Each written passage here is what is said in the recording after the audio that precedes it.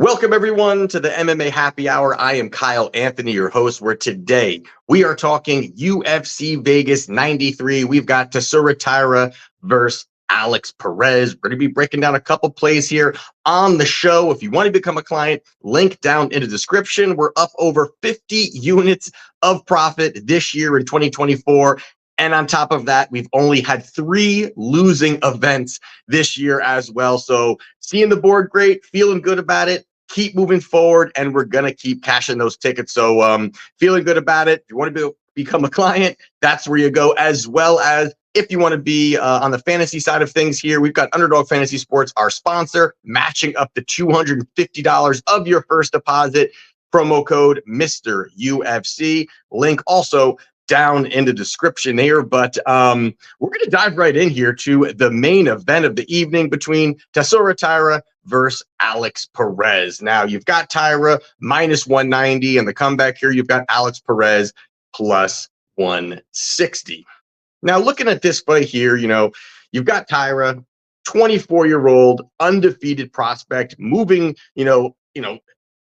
the career continued, gets a little up. He keeps going here. And now he's starting to face a guy in Alex Perez who, veteran, good boxing, good wrestling, has ability, has, some power in there. And this is definitely going to be an intriguing main event here between these two. But there is no secret here what, Taira's looking to do. He's looking to get the takedowns. He's going to be, high-level grappler, looking to cut that distance, looking for any time he can kind of, dive at legs, get the takedown, control, look for some submission ability there.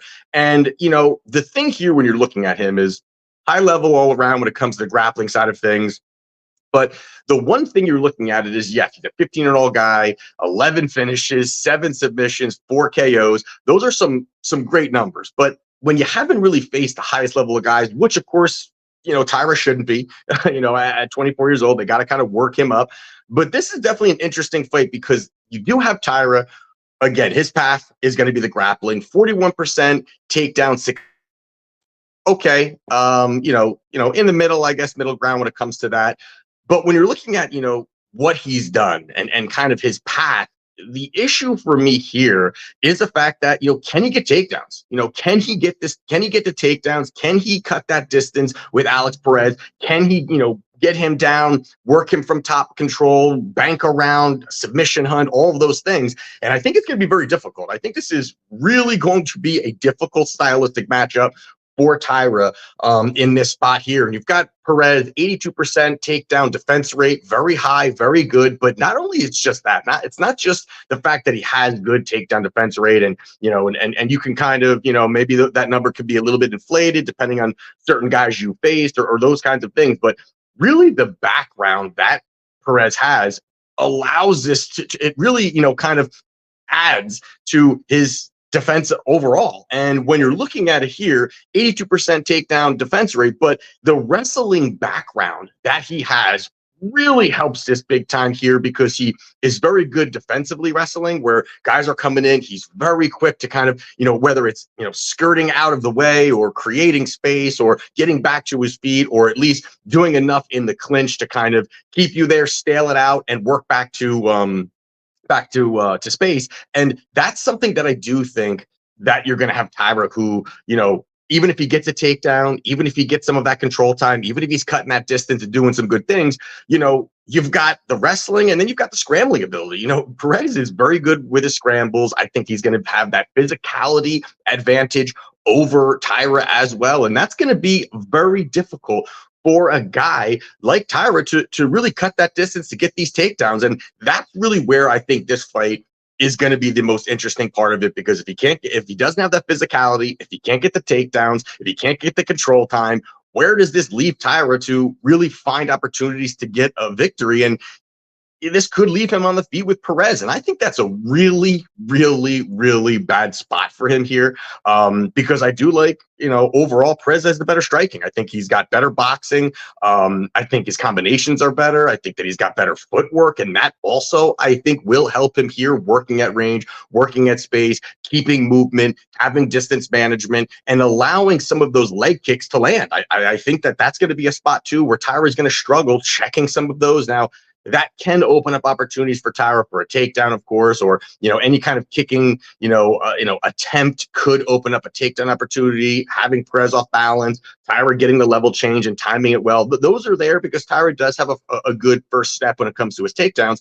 But I do think that's going to be a little problematic for him here, because I don't think that he's going to really have that ability. I think he's going to struggle early getting takedowns. I think that he's going to, really have to battle a little bit more on the feet than I think some people may realize here. And that's really where you start looking at this line and saying, this is wide here, and you add in not only that, but you add the fact that this is a big step up in competition for Taira, mixing in the fact that this is a bad stylistic matchup for him. And it is a big name for him. If Taira can go out there and run through Perez or get the finish or just grab the W, big win for him. But the people that Alex Perez loses to, or not even just that, the guys that submit him are really high-level guys. You did have Mikhaev go out there. This was after Perez was out for a while, and he goes out there, he kept pushing for the takedowns, and it was a very close fight. Even with just how relentless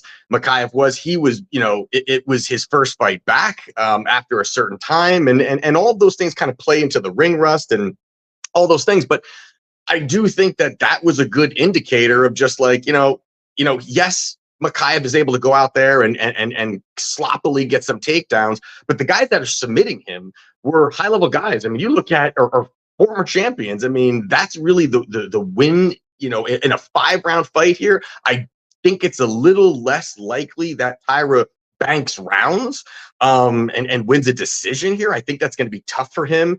I do think that the submission is probably his most likely path. And if that's his most likely path, guys that are submitting him were the former champions, Davis and Figueiredo, Alejandro Pantoja. Again, Mikhaev did get the victory, but again, it was just more positionally winning, relentlessly pushing, up against the fence and those kinds of things. So I do think that this is going to be a tough stylistic matchup.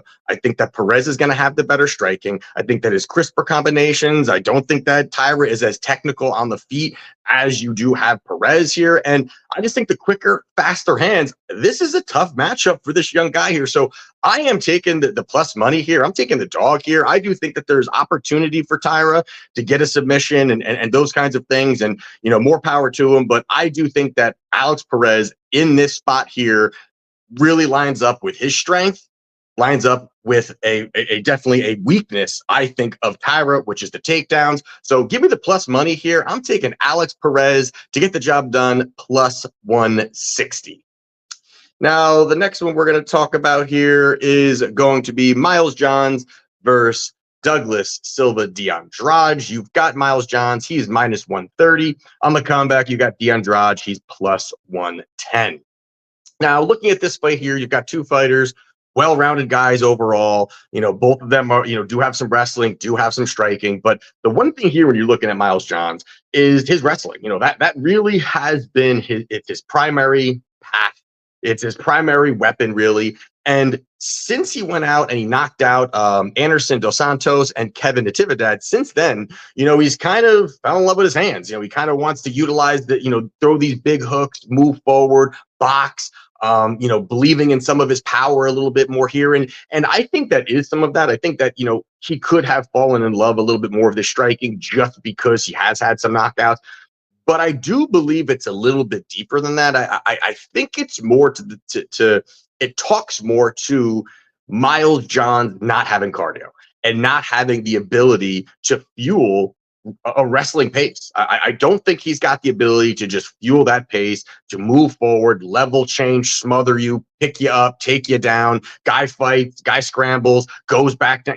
John's going back for, a takedown, gets a takedown or struggles with it. I don't think he can do that, and that really takes away a weapon of his, because he just has issues with cardio. And a guy at 30 has not really been able to kind of improve that. We've seen it fight after fight after fight. Even fights that he wins are sloppy. There's some sloppy, grapplings, exchanges. There's some sloppy striking exchanges. His just demeanor overall. He looks like he's tired very, very quickly in fights. And you've got a guy that just can't really keep that cardio going. And you add in now his limited success at takedowns, a 22% takedown success rate, not very high there. And if he can't do that, I do think that's going to make things very difficult for him in this spot. And Andrade is a guy that is very physical, very strong, and has a great takedown defense. I really think he puts his hips in the right position. He's very knowledgeable, creating space, getting out,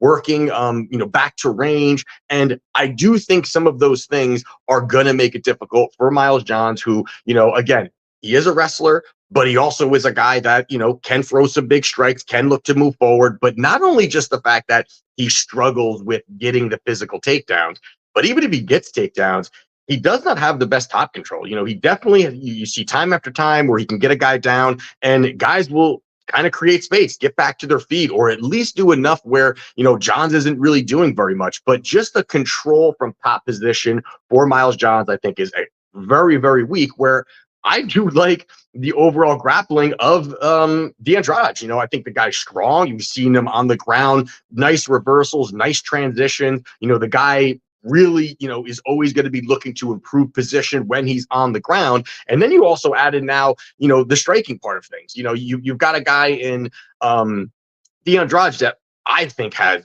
although, again, he's 38 years old. You've got, 8-year age gap between these two.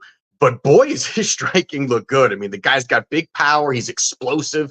I like his kicks, fast developing combinations overall. And I think some of these things are going to be difficult for Johns, because I don't like Johns' striking. I don't like it. I don't think it's that good. I think he's got holes in his game overall, and he doesn't really put together combinations. It's these really, loopy, swingy kind of big hooks, hoping that something lands. And if it doesn't, he's going to cut inside and either look for a takedown or just kind of clinch up a little bit. I think that Johns does not really have that ability. And the fact that you're going to have Andrade moving forward and aggressively throwing, I think that really kind of puts Miles Johns on his back foot. I think that it's going to struggle for him to kind of hold position and shoot a level change. I think that's going to really be difficult for him here, where Andrade is going to have more weapons on the feet, I believe, have more power, sharper, quick developing combinations. And that's going to make things very difficult for him. Plus, he's going to have a 2.5-inch reach advantage. You add that into the mix as well in a fight I do believe will play out on the feet. And I did like also what Andrade did recently against Cody Stamann. Cody Stamann is a guy that's, been up there, been a guy fighting some tough guys and a tough wrestler, does have boxing background. And he went out there and I thought he fought extremely well. Of course, in that third round, Stamann definitely had some success there, but you had Andrade do enough where, again, being able to defend some of these takedowns, even when Stamann found any kind of, positive takedown opportunity, Andrade was still able to either get out or just create space. And I think that helps him a lot in this spot. And, lastly, I just think that the combinations, of Jones are not that good. I really do believe that Andrade is going to be able to see these combinations coming, be able to defend some of these big shots, and really land the more damaging shots overall. And we've seen money coming in on Miles Johns. Last I looked, again, it was minus 130. We are seeing that money kind of, he's definitely kind of taking a little bit more money there. But I too disagree with it. I like Andrade here. I think that he's going to be able to get the job done. The power, the movement, the takedown defense, all of that adds up. Very good things for him here. So give me the plus money again here. We're going to take Douglas Silva, Andrade, plus 110. And the next fight we're going to go over here is Timothy Cuamba minus 205 versus versus Lucas Almeida. And he's plus 170. So in this spot here, when we're looking at it, this is going to be one of those ones that is going to be, I think, an absolute banger. I think both these guys, you've got strikers, guys that are looking to stand, throw, swing, big shots coming from both of them. And you've got Cuamba, who, at at being a minus 205 favorite, he really has got a lot of, flaws in his game overall, and being more on the side of striking flaws in this spot here. And it definitely is something that I do see this line being pretty wide when you're looking at this spot here. And the two big red flags for me when I'm going back rewatching tape here was going to be the low volume of Cuamba and the fact of how he deals with pressure. I think both of those things are very difficult for him in this spot. And it does kind of line up with some of the things that Almeida is going to do well here. And you've got Cuamba, again, low output, doesn't really put much output there, but then also is hittable. He's a guy that has a big striking differential here, a negative striking differential here. He lands 2.5 significant strikes per minute and absorbs 4.5 significant strikes per minute. Very high there. And it shows again that the guy's not putting the volume out there, but not only that, the opponent is dictating the pace and outlanding him. And that, to me, even in a guy who's pulling out victories, there's a point where you're going to face guys that do have that power, that do have the ability to kind of land that big shot. And if you're going to give them, a sizable amount more times landing against you, and especially being a guy like Lucas Almeida who does pack power, that could be a bit problematic there. And then also the other part of it is the pressure. The pressure has been a problem for Cuamba. You've seen it. He just feels uncomfortable about it. Either he wants to push forward or he wants to space. He wants to dictate the pace of the fight. And a guy like Lucas Almeida is going to move forward. And when that's happened at any point, you do see Cuamba be uncomfortable, be out of rhythm, not like to, kind of be the one that's not setting the pace in the fight. And that's exactly what Lucas is going to do. So Lucas is going to push out a good volume, more volume than I believe that Cuamba is going to put out, as well as the fact he does not like pressure. And that's really going to be how Almeida is going to fight. He's going to move forward. He's going to throw. He's going to have the big hands, the big combinations. And I do think that he's going to be able to really just capitalize on that. I think that's going to be a big spot where he's going to be able to capitalize on these exchanges in the pocket. And I also do think that, could Cuamba look for a takedown? I don't really think so, because yes, that could be, a vulnerability for Almeida, but Cuamba, I don't think really has the wrestling to get this to the ground. I don't think, even if he does, I don't think he's going to do much with it. So I think that this is a fight where you have Almeida who, has faced some guys with some wrestling, has been taken down. I don't think he's going to have to worry about that here. So not having to have to worry about that, I think helps him even more here, where he can kind of freely move forward, really kind of push forward, dictate the pace, and throw the big shot. So I do think that's really where some of this can lie and really be a positive thing for Lucas Almeida here. So in this spot here, I'm taking Lucas Almeida. I'm taking the plus money again here. Plus 170, I think, is a good number. And I think that this should really be more close to a pick'em. And you're going to give me plus 170 on a guy with definitely some paths and some opportunity here against a guy that does have some vulnerability. I like that. So I will be taking Lucas Almeida plus 170. So there you have it for my plays for this weekend, UFC Vegas 93. If you want to become a client, link down in the description. And let's keep this rolling. And there's a lot of events coming up, so I'm excited about it to keep cashing tickets. And let's do this again next week. Let's cash.